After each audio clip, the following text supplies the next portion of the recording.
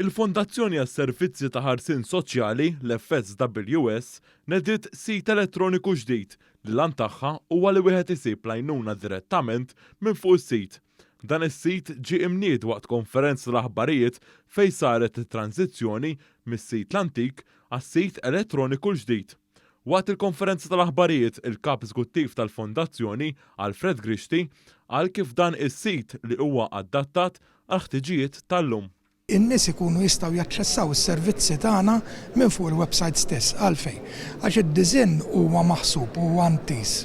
Mhux biex tara fuq laptop jew PC, imma biex tħaddim tuża jew mit-tablet jew mill-smartphone. U dak huwa lan li n-nies tant nkunu qrib tagħhom milli anke barra fit-triq tara xi ħaġa tista' ċemplilna tista' tirrapporta abbuż dak il-ħin mill-smartphone tiegħek.